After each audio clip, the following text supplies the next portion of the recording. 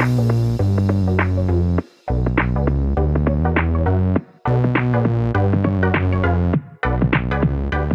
welcome everybody to another episode of Chris and Dave's Reality TV Cast. I'm one of your hosts, Chris, and my co-host and very good friend is Dave. Hey there, Chris, and hello to our listeners out there. Welcome to Chris and Dave's Reality TV Cast.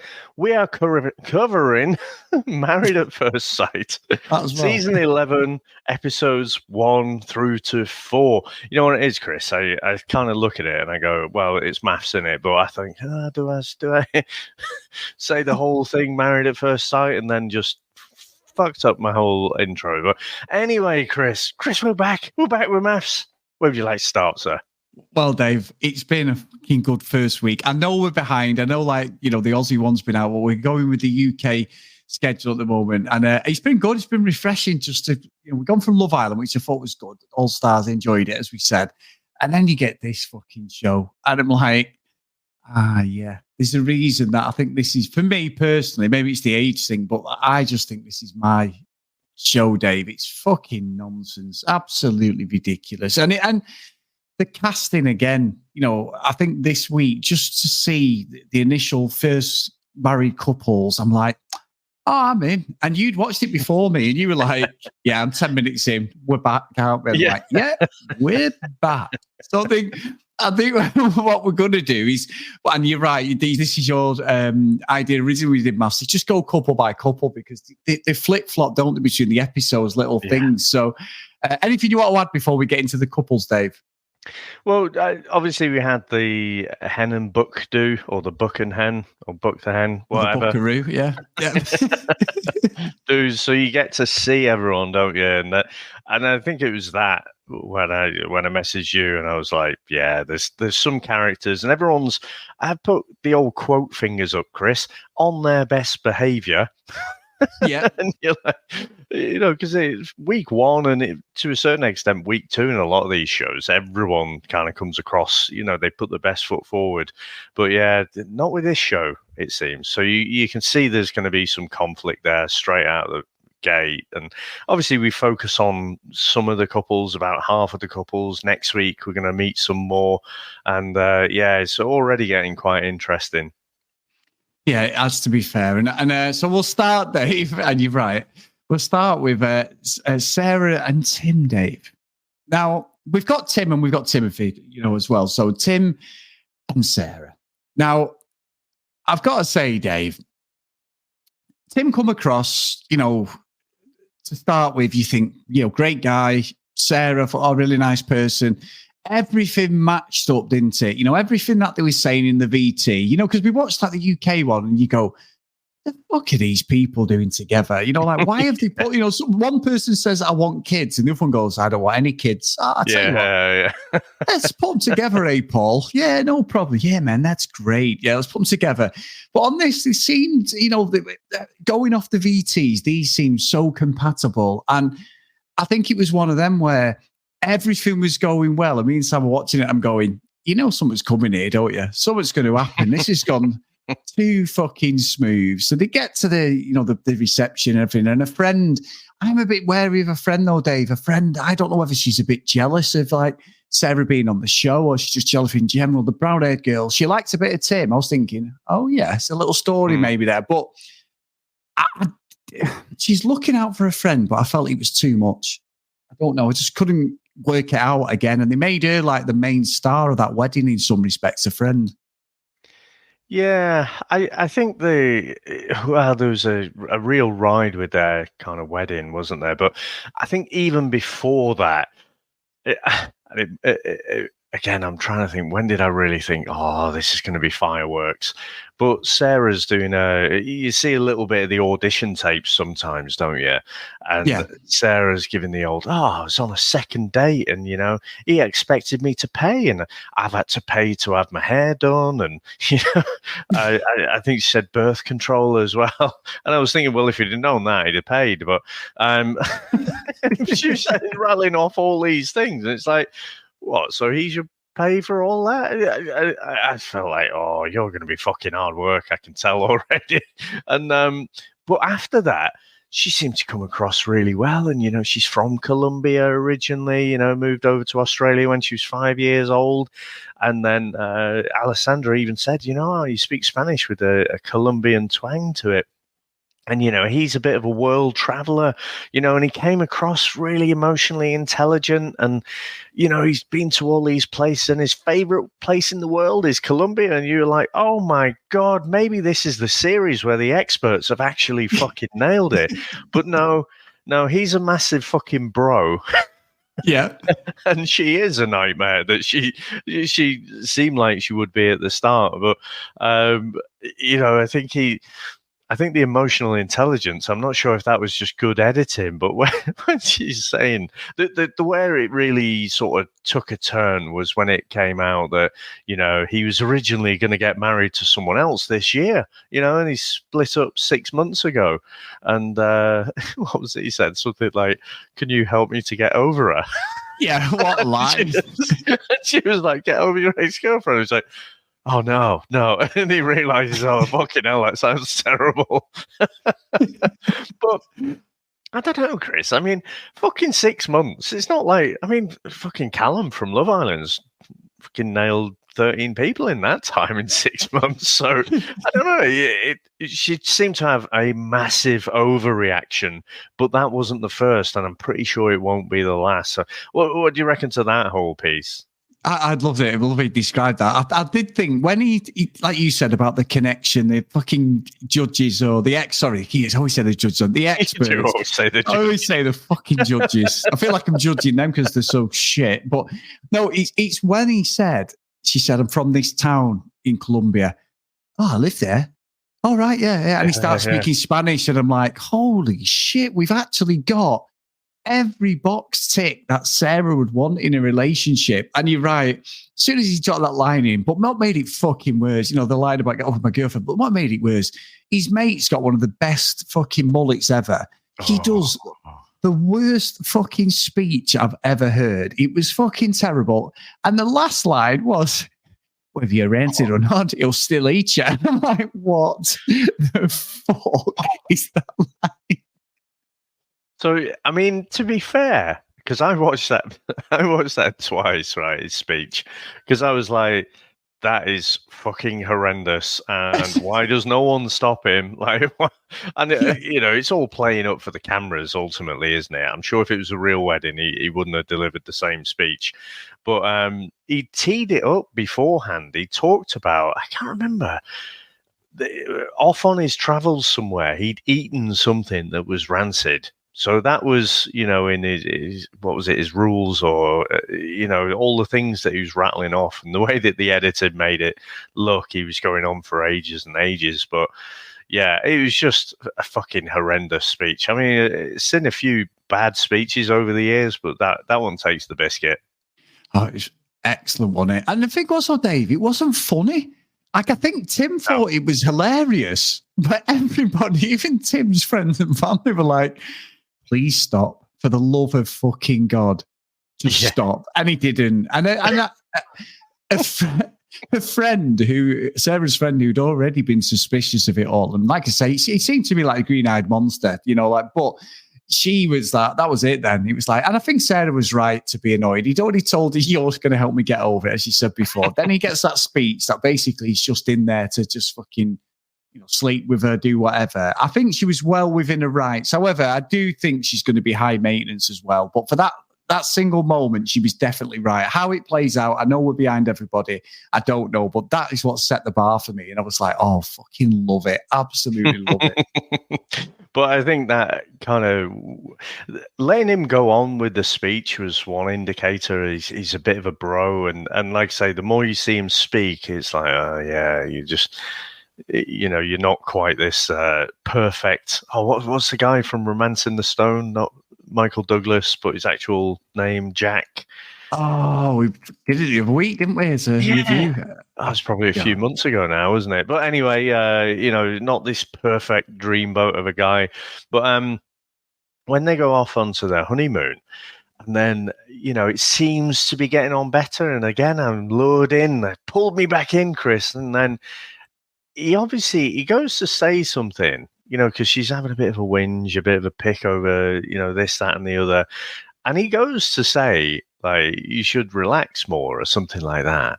But he catches it in his mouth. Now, I was thinking, like, is that something he's done and been told off for in the past? Or maybe, because we only see the edited bits, don't we? Maybe on the way over there or something, he's already said it. But so I think, it wasn't the best thing to say at all, but fucking hell, talk about the overreaction. Now, I will hold my hands up here. If someone tells us, listeners message in or whatever, if this is like the worst thing that you can say, let me know. But it just didn't seem that bad. And the way that she went on about it was like, fucking hell. So I think this is going to be the theme with this couple. They're going to have moments where things seem okay.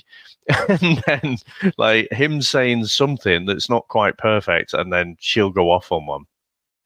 Yeah, and I think that's what it's going to be throughout the show. They're not compatible, Dave. And again, it's the old classic in it of, everything was right. Honestly, I'm not going to keep going over it. I was so warming to this couple at the start. I thought, this is going to be magic, but it's fucking maths, so it's not going to be magic. It's going to be a disaster.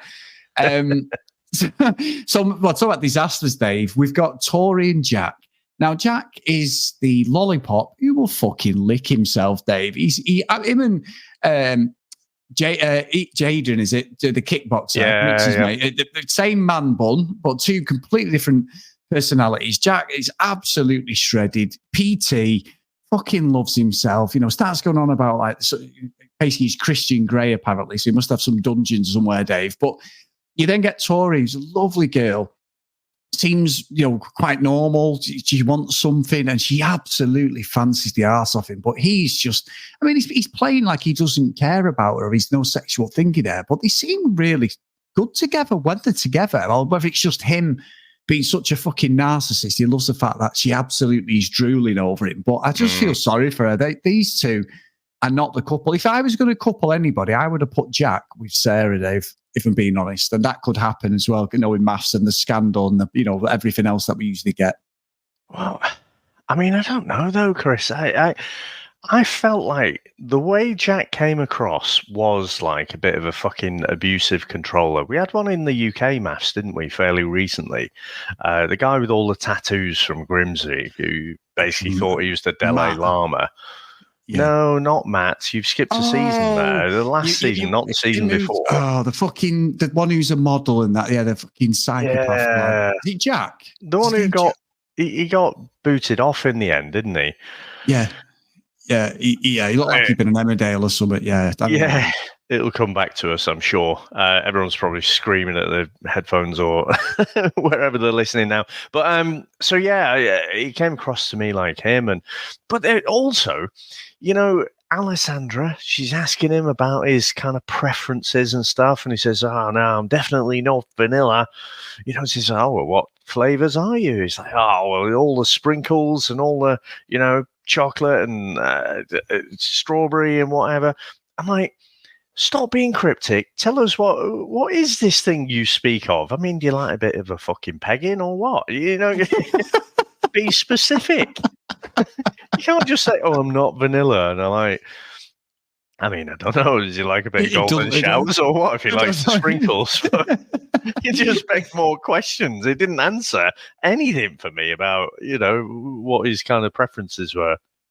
It means he just like he's actually more than a missionary man, Dave. That's why he likes to live on the edge, maybe something like that. Fucking dick. He must just live. He probably does do the deed with the fucking mirrors all around him while he's fucking flexing his muscles, Christian Bale style, American Psycho. You're getting in my way. Just stand to the side, can you? And I'm flexing. Oh yeah, the abs look great in that lighting. Fucking unbelievable. But she is infatuated, and I feel really sorry for her. It's like she's going to get, whether he turns it around, but Jack is your typical fuckboy, innit? And I'll tell you what, Dave, he's not the only one. Why the fuck are these Bellends? And I know I'm showing me age now. Fucking no socks with them stupid shit fucking shit flicker fucking shoes on, fucking slip-ons. Why are all these knobheads wearing them, Dave? They look like fucking dicks.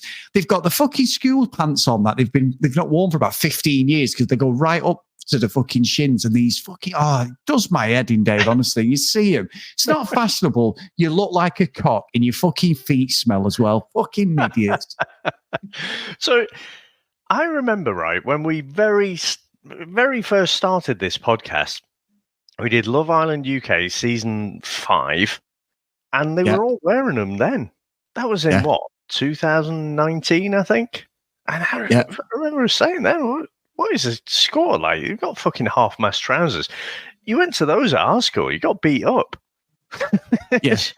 So I was like, all right, okay, maybe that's the fashion now, but I'm not having that it's still the fashion, or has it just made its way to Australia or what? But it's not just one or two, is it? It's obviously the ones who love themselves, clearly. Definitely, I'd put Jack at the top of that list. And, it was funny, her mate picked up on it, didn't she, with the wedding? All his wedding guests are his fucking clients. Yeah. I was thinking, is he giving them a discount or something so they come to the wedding and fill out the seats a bit or what? But it is a bit of a red flag, isn't it? If he's basically got no one there apart from the people that he trains. Yeah, it's weird. And that's because Dave, fucking Jimmy's life, bro. You know what I mean? Let's live together. Couples who live together, stay together, Dave. Just remember that. That's his motto. He's got all the fucking mottos around his head, hasn't he? And he lives by these affirmations in the gym. You know what I mean? Oh, God. Anyway, but what about Cassandra and Tristan then, Dave? Because that was a pretty sad story about Cassandra, wasn't it? I mean, she wasn't the only one. There's a few really like sad stories in that. But I do, in the back of my head, I'm also thinking, like, why have you come on this fucking show? You know what I mean? Like, it's so raw to her and her family. And they seem, to be fair, at the moment, and this could absolutely backfire on me, Dave, because I know like people are ahead of us, but these two actually seem like the ones who seem the most genuine as a couple. Yeah, I almost feel like these are potentially the Ollie and Tani. Obviously, we're in week 1, aren't we? So it could all go to shit from here. But she seems, obviously, she's lost her mum. She lost her kind of high school sweetheart in a traffic accident. And you're like, fucking hell, this is probably the person that she expected to, see a life out with and stuff. And just seemed quite tragic, really. And her dad seems like a bit of a joker, doesn't he? But like a really warm, loving person. And then when you see Tristan, like, he seems a bit goofy, doesn't he? He's dragged right off the set of fucking Big Bang Theory or something like that. But actually, he's kind of a little bit awkward, but he's really outgoing with it. And he just seems like a really lovely bloke, actually. The more time we spent with them, he just seemed genuinely nice. And, you only noticed the size difference when they stood next to each other at the wedding, but I didn't quite realize he was that tall. But no, I got high hopes for this couple, Chris. I'm sure they'll hit some bumps. It's MAFS after all. But I think out of all the different couples, I think these look like a genuine match. Yeah, they did. And there wasn't, like you say, there wasn't much controversy. It was nice. The speeches were nice. Yeah, I hope that they do, because I think Cassandra needs a bit of luck. And, maybe they've got it right. And the fact that he's quite quirky, and she loved all that, didn't she? The comments, the dad's speech was a tearjerker as well. So it was nice, Dave, quite refreshing because of all the other fucking Bellends that were on the show. And so let's just move swiftly on, Dave, because one thing I never thought when we started doing podcasting together 6 years ago that somebody would be suspicious of us because he's got a podcast. Now, you've got Ellie and Ben. Now, Ben does seem off. Ben seems like he's watched too many Tony Robbins fucking inspirational motivational speeches. However, her cousin is so suspicious of him. He's like, well, why has he come on master? And then we get the story of Ben, like he'd been close in 2021, blah, blah, blah. And he's doing all this stuff and he's backing his cousin off. And I'm thinking, fair enough. You're all right. He's looking out for her. There is something off about Ben. No problem. But why is Ellie on the fucking show as well? Oh, I know why. Because there's a massive fucking career at the end of it. So her cousin is having a go at Ben because he's on a podcast and he might be using it as a platform. Hello, fucking McFly. That's what all these fuckers do on this show. Is there anybody really who stayed together other than maybe a few? Not a lot of them. From when we've been covering it anyway, there's only a few who are still together. So I just like, shut up, you fucking bellend. So I think he's right looking out for her. But I also like, but Ellie is your cousin. What's she doing on the show? As we say all the time, the first thing you think of when you've been unlucky in love is, I tell you what, I need to go on a fucking reality TV show. Bull fucking shit. They're all part of the same talent agency trying to get a fucking career out of it. See, I think there are some people who still apply who believe in it, who believe in the dream. Now, I think... I don't think everyone just comes from the talent agency. I think it's more that, loads of people will apply. If they've not got a good fucking Instagram, then they probably don't even make it past the first round or whatever, So there's a social media aspect to it. But I just think what they'll say to their friends and their family is that they're kind of in it for the right reasons. Oh, yeah, hopefully I find someone. So I'll cut the cousin a little bit of slack that, he's probably heard from Ellie that, oh, yeah, I want to go in there, meet someone and all that and the other. And while he's going fucking nuts because Ben is like potentially there for the wrong reasons, Ellie's like, yeah, I think you should just lay off him a little bit. It's all right, it's fine. Stop drawing attention to it, you bellend. I do think her cousin looked like fucking Blackadder or something, by the way. It'd make a good baddie in a medieval fucking sitcom, but yeah, do you not feel like they're still like a little bit about, finding love and all that. And I'm still convinced like that they'll tell their friends and family that, even though deep down it's like, yeah, it's all about changing your life and, being exposed to that Z-list celebrity status. Which we wish we were part of, Dave. But there you go. Give our jobs up. We're not even on the alphabet. No, we're in like the Latin alphabet or something. We're not even a registered fucking letter these days. But not that we ever were. But so yeah.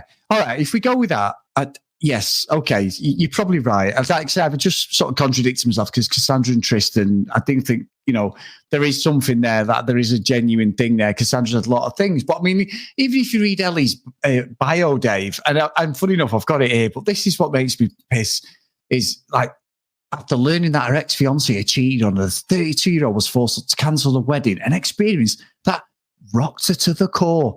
But this time round, she's hoping to find Mr. Right on a TV show and eventually become a mum on a TV show. My left fucking testicle, Dave. What's a load of bullshit. I'm sorry, I'm not buying it. I love it. I love this show, but I'm just like, the fact that her cousin's gone in on Ben, who I think Ben is going to turn out to be a complete fucking absolute head the ball, but we're only reviewing what we've seen. So I'm only talking about what I've seen.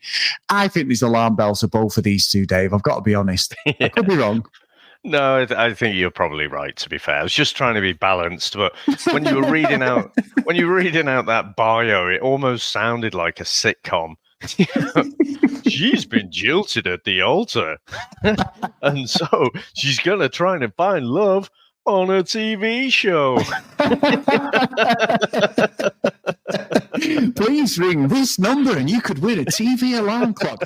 Does she stay for love or does she leave? Yeah, fucking bollocks. Absolute nonsense.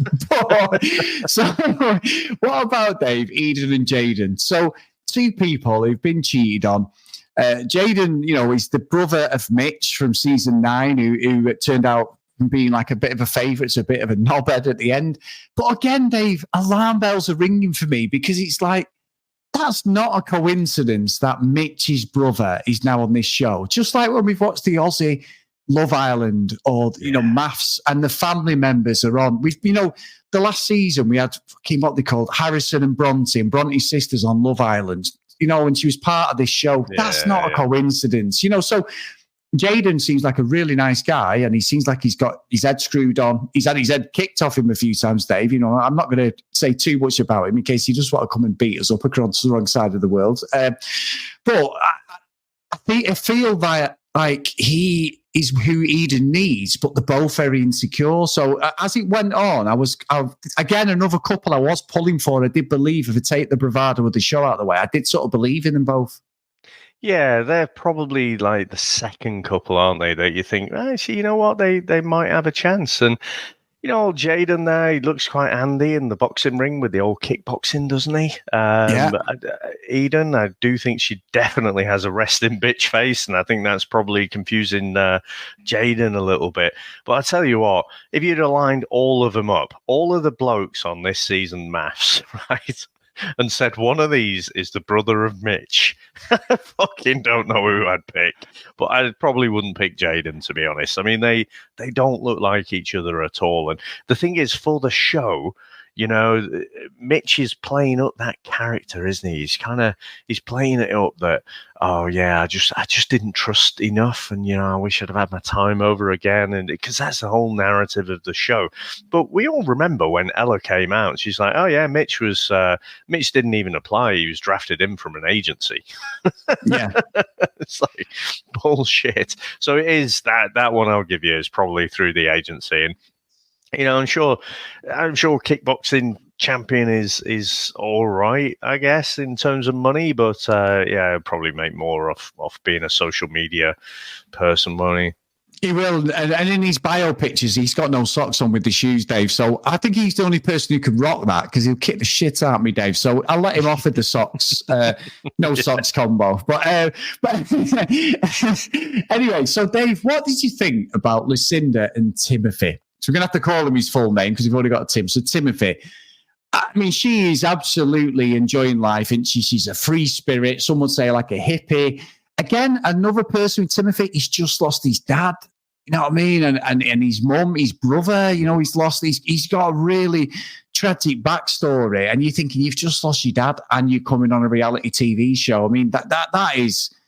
I don't get it. Like Cassandra, I don't get why you would want to do that. Maybe it's a distraction, but obviously they must know that the producers are going to lean into his tragedy as part of like his story. That's just what they do, don't they? Yeah. Oh, where to start with this couple?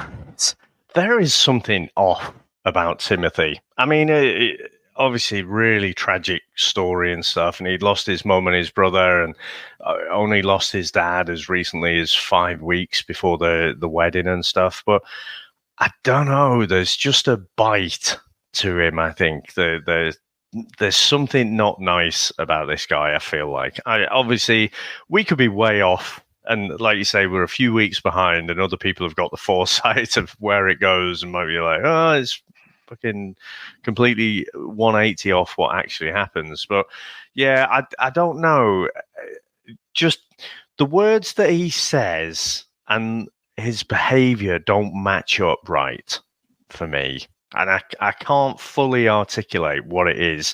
I've just got a bit of a bad feeling about him, to be honest. But let's see. I really hope for Lucinda's case, that it does go well, because honestly, when it started off, and you get quite a few clips of her, especially in episode 1, and she's doing the old, twizzling around on the beach and stuff.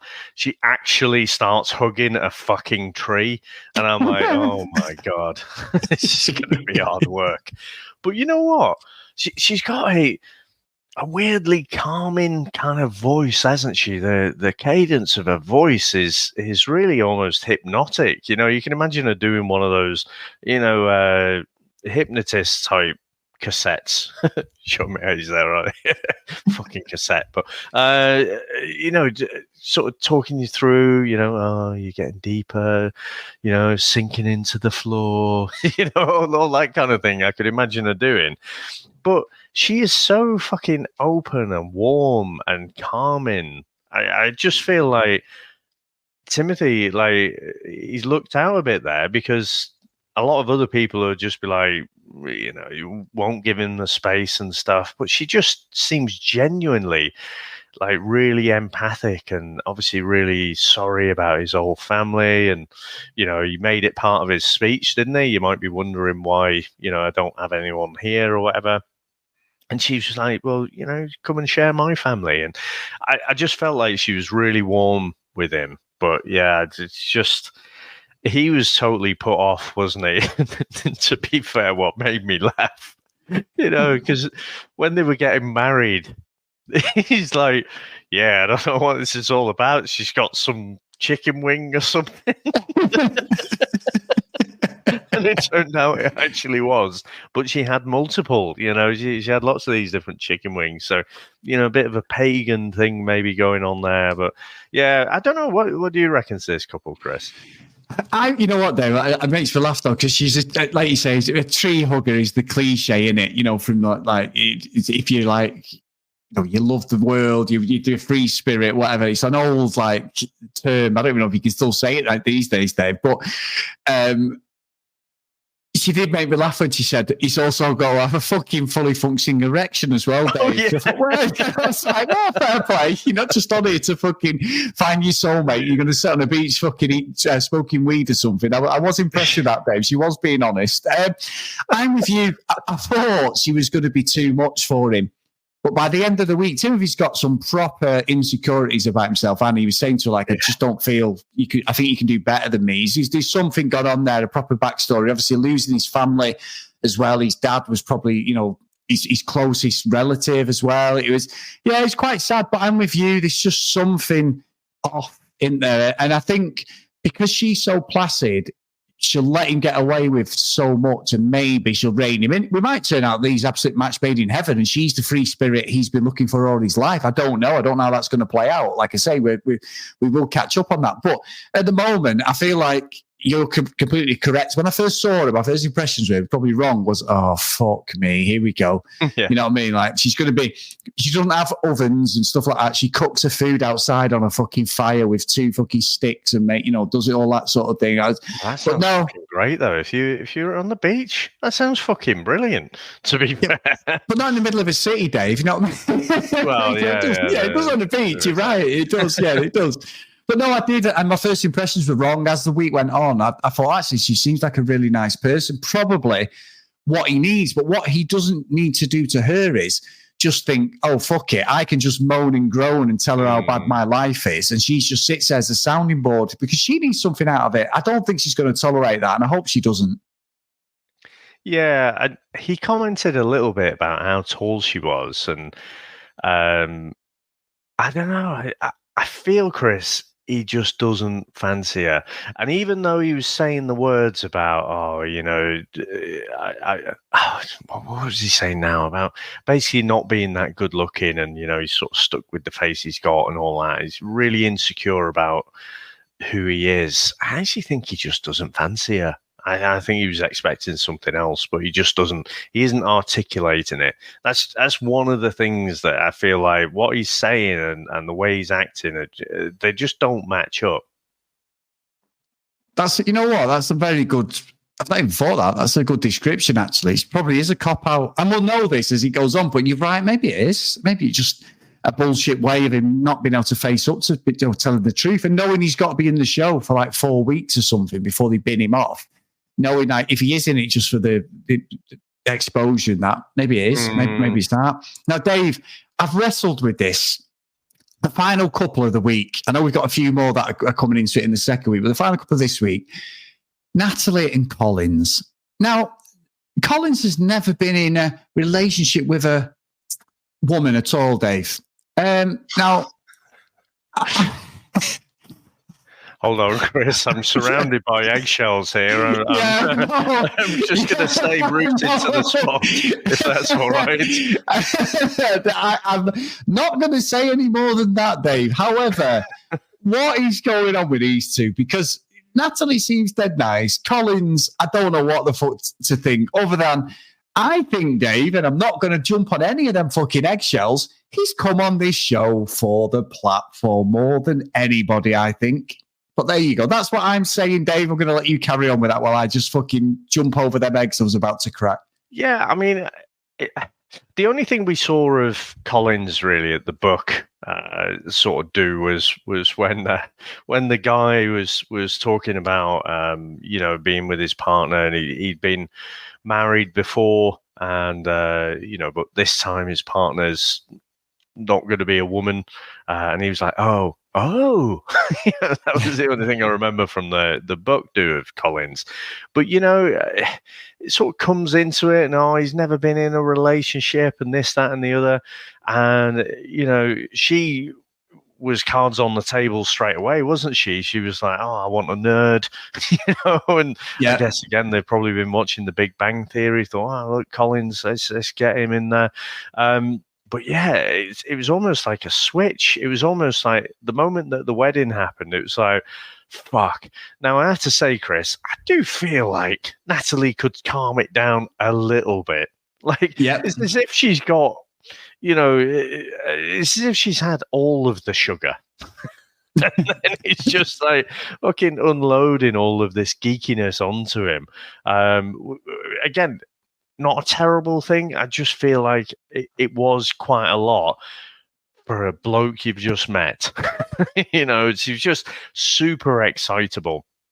And I think if the other person isn't matching your energy, you kind of have to recognize it and come down a little bit. And I think that's what was happening. So as she was kind of getting more excitable and louder, he was just shrinking more and more, figuratively. Yeah, I don't think there's any growing on Collins' part there, Dave, this week. I think you're right. I think that for me, the question mark of the relationship is, like you say, the Big Bang Theory. She wants this geek, Harry Potter game or whatever, this relationship. And I think there was some lovely interactions between them. But I think the more it went on, whether it was a nervous energy on her part, she did just become a little bit too much, didn't she? It was just too much energy, like you say. And I felt for him, but then I'm sort of like, I think he's another one. I don't think he's into it, Dave. I really don't. I'm questioning him in the relationship. It's like, you've not been in a relationship. You're on this show. Why? There's a reason, isn't there? You like have questioned it before, but I'm here for the ride, Dave, because I think he's going to be glorious TV. I think he's just going to put his foot in it at every fucking turn on this series. Yeah, I mean, we were saying before about reasons for people coming on the show, but again, let's park all of the cynicism and just the fact that it's social media. I just, what is going on in your head to think, I've never been in a relationship before, I know, I'll go on to MAFS, which, might at some point in history, maybe seasons 1, 2, 3, maybe, might have been like a serious show. But everyone in fucking Australia knows what MAFS is. But if he was purely all about the social media and stuff, then why is he like a rabbit in the headlights?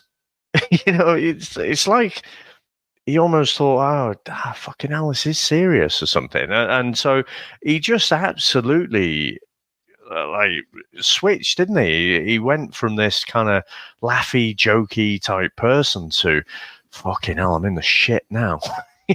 Might have to fucking see this through. And the thing is, he had a little bit of a conversation with her to just, slow things down, but then she was really upset by it. So, fucking hell, this couple's going to be an absolute roller coaster, I think. Yeah, I think so as well. But Dave, I'll tell you what, mate, what a week. First week back, MAFS is back, the nonsense is back. We're talking Bellends. I don't know, who would you say is the Bellend of the week then, Dave? Because you brought this award in, and I did enjoy having a Bellend of the week on the All-Stars. Who would you say this week? Well, as we talk about things, you delete my notes, so I can't remember the fucking names now. So you, Chris, you are the Bellend of the week. So what was the one? The fucking PT. What is it? Jack. Is it Jack? Yeah. Jack is definitely the PT. In fact, I would say, he's more than a Bellend. He's slightly dangerous, I think. I don't know. I didn't like the way him and Tori, was it? The way she backed down, and she came in with a lot of bravado, didn't she? She came in like, she's got all these high expectations and that person better match up. But he's very much the alpha in the relationship. And she finished the week a lot kind of more subdued than she went in, and so I just, again, there's a duty of care, isn't there, with the show and stuff. I'm just intrigued where that should go, but I'm taking it's probably going to be the same Bellend of the week for you. Yeah. What, me or just no, the actual one. So Jack, not the Chris Phelps Bellend is a Bellend of the week. No, yeah, I'm with you, Jack. Yeah, I don't like him. I think he's just going to piss her about. He loves the fact that he's got her there dangling on a string, and she's literally drooling every time he gets out of the pool. And it's like, I hope that wears off her and she sees through his bullshit, because I don't think he's got many layers, Dave. I'm saying about Collins and other people, but I think you're right. I think, as sort of backtracking slightly, Jack is the perfect example of reality TV career in the waiting, and he's going to be on everything. This lad, he'll be on Love Island next and everything. But yeah, I don't like him, and I think this is a classic John getting involved, and we've got drama coming, haven't we? Someone gets booted off again, Dave. There's a scandal. There's going to be cheating. I definitely say some drama. I definitely say Jack is going to be in the middle of all that. Yeah, probably. And you're right, I think that is a call that he'll end up on Love Island. Oh, fucking brilliant. Absolutely brilliant. So thank you, mate. And thanks everyone as always. If you want to email us, cdrealitycast@gmail.com. If you want to follow us on social media @cdrealitycast, please go over to Facebook, Chris and Dave's Reality TV Cast. Come and join us over there. All the episodes, links are on there if you're outside the UK. And we do have, people are asking this week on the chat, we do have a link on NordVPN in the show notes as well if you're outside the UK and you want to watch it either on E4 or obviously if you're in Australia it's on there 9. Is it 9 now, Dave? I think it's on in Australia. So it is, yeah, please take advantage of that if it saves you a bit of cash as well. It's a good little promo they've got at the moment. But yeah, if you do want to support us a little bit more, get over to patreon.com/CD RealityCast. So the first roll call of honour for this series of MAFS, and a big thank you to everyone, is Ken Gustafson, Lucky Luna Green, Lauren, Hennessy, Susan, Dee Dee, Katie, Libby, Joanna, Noreen, Chloe, Helen, Keith, Gillian, Maggie, Cassie, Fiona, Emma, Nicola, Helen, Larissa, Amanda, Kim, Danielle, Nick, Andrea, Sims, Kathleen, Jesse, and Sinead. So thank you so much, guys, for all your support. We really appreciate it, and we're off again. Oh, that's amazing. And, the advantage of being behind a bit, I mean, we probably will have to record next week, but I can just binge the fuck out of these next 4 episodes now, rather than having to wait. So, yeah, it is good to be back with MAFS, isn't it? Love Island was good, the Love Island All-Stars, but this is just different level. And, yeah, I think they've got the casting right again, so just can't wait to see where it goes. So, thank you very much, Chris. Thanks to all our listeners out there. Thanks to all our supporters. And we'll speak to you next time. Bye.